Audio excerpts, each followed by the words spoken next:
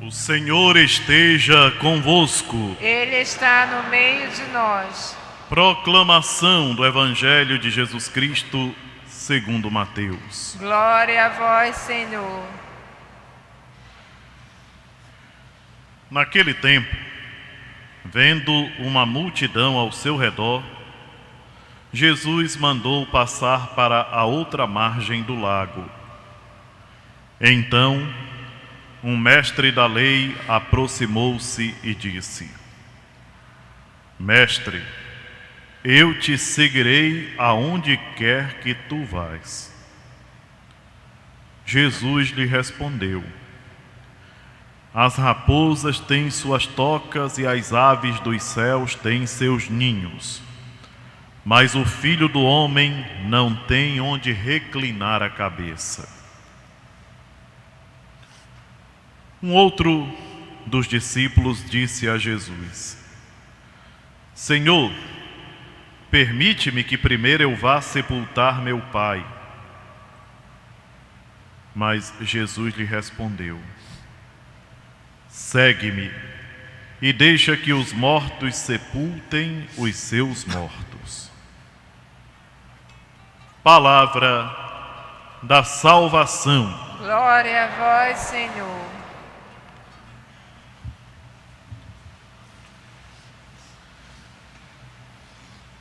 Sem dúvida alguma que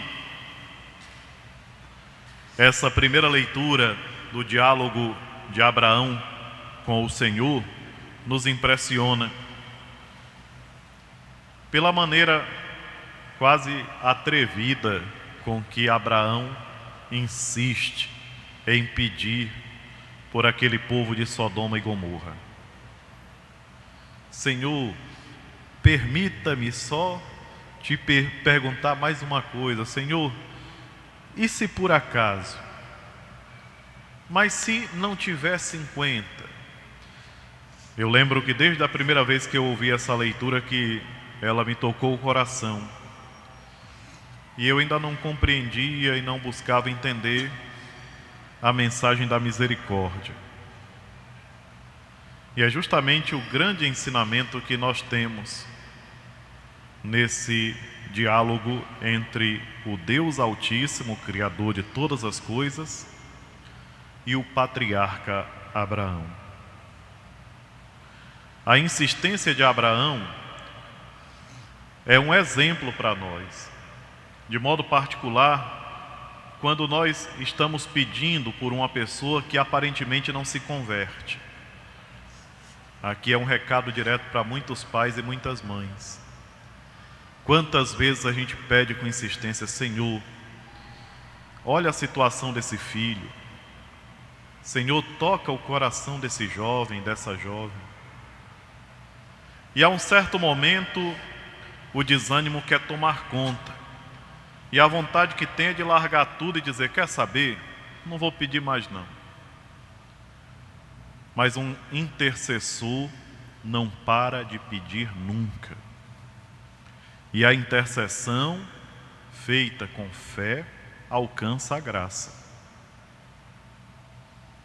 Quantos testemunhos bonitos nós ouvimos em grupos de oração, em encontros que a gente participa por aí. Quantos testemunhos maravilhosos de graças alcançadas pela perseverança, pela insistência.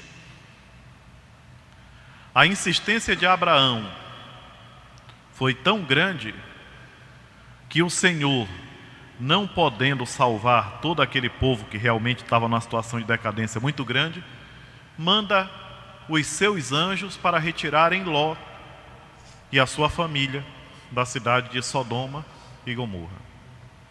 Então isso serve de um ensinamento muito grande para nós, para que nós não desistamos de maneira alguma de pedir pela conversão daqueles que mais nos preocupam. É importante, meus irmãos e minhas irmãs. O Evangelho nos mostra, na atitude de nosso Senhor Jesus Cristo, um convite também para confiarmos nele. O intercessor tem que confiar. aquela pessoa que diz a ele: Senhor, eu te seguirei aonde quer que tu vás. E aí ele coloca a situação tal como é para que aquela pessoa o siga, mas sabendo que não é fácil. As aves dos céus têm seus ninhos, os animais têm suas tocas, suas casas, mas o Filho do Homem não tem onde reclinar a cabeça. Qual o significado dessa mensagem? O que o Senhor tem a dizer para nós? O que o Senhor quer dizer através dessa palavra para cada um de nós que estamos hoje aqui na Basílica Santuário e aqueles que nos acompanham pela TV Nazaré, pela rádio web da Basílica? Que nós devemos confiar sem esperar.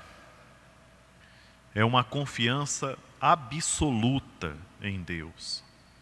É coisa que muita gente às vezes não tem e desiste na caminhada.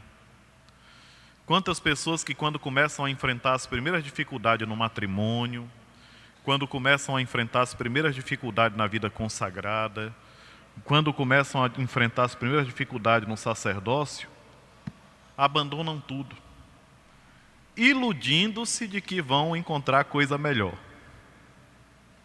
É uma grande ilusão, porque a nossa caminhada sobre essa terra, ela é realmente uma caminhada de sacrifício. E é muito inocente aquele que acha que pode fugir disso. Não existe. As dificuldades que a pessoa encontra no primeiro casamento, vai encontrar até no 10º, se assim for adiante. As dificuldades que nós encontramos na vida sacerdotal, nós encontraremos também se deixarmos. Por quê?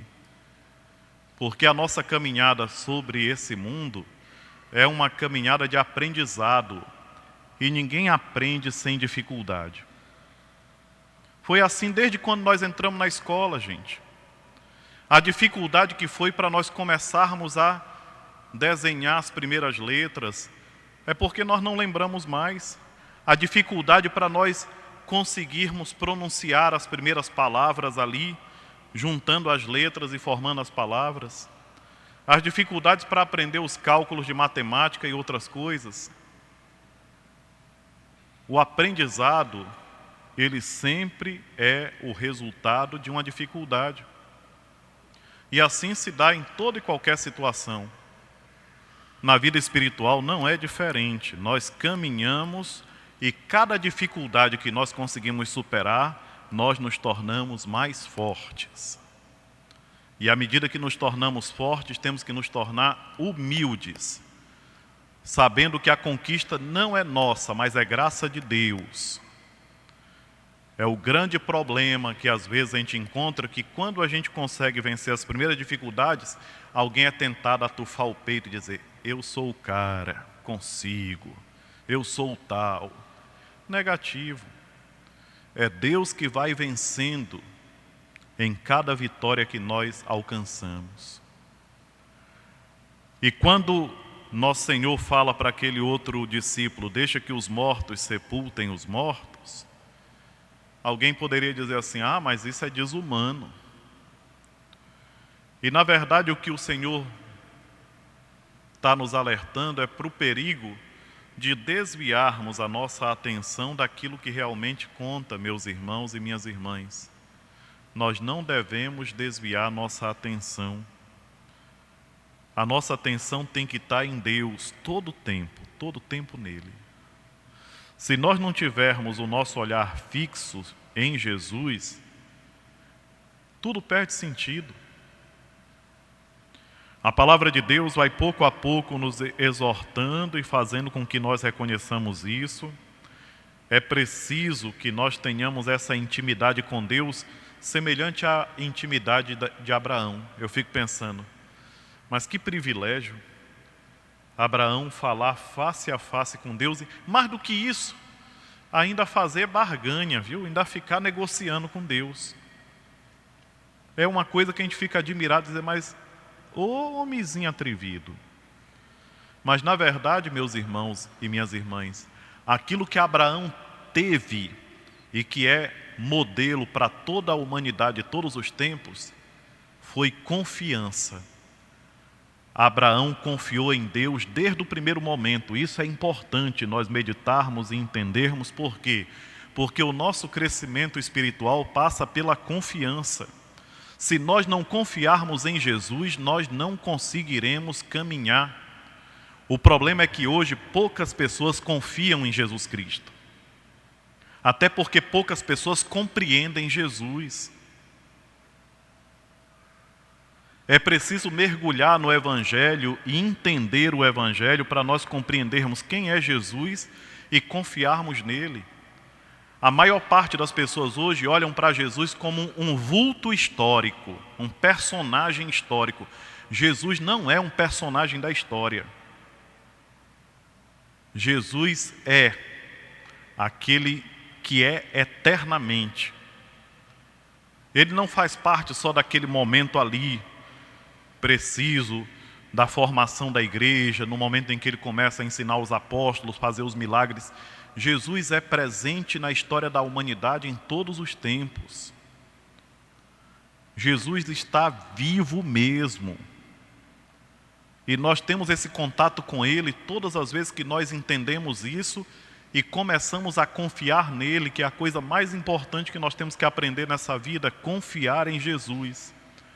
E aí volto, mesmo sendo repetitivo, mas para poder entender junto com vocês, que o maior exemplo que Abraão deixa para a humanidade, o legado de Abraão para todos nós, é a confiança que ele tem em Deus. O Senhor conversa com ele e diz, sai da casa dos teus pais, sai da tua terra e vai para o lugar que eu te mostrarei. Ele nem diz aonde é o lugar que é para ele ir, mas Abraão confia. Depois diz, eu te darei uma descendência tão numerosa, e Abraão, sendo um velho que já tinha passado os 90 anos, acredita no Senhor. É essa confiança que está faltando na gente. O mundo de hoje não vai melhor, por quê? Porque não confia mais em Deus. Nós não conseguimos progredir na nossa vida espiritual porque não confiamos em Jesus Cristo. Se nós confiarmos, nós vamos caminhar a passos largos e vamos sentir uma força interior muito grande, que é o que mais nós estamos precisando hoje. E é a mensagem da misericórdia. O que foi que Jesus falou para Santa Faustina tantas vezes?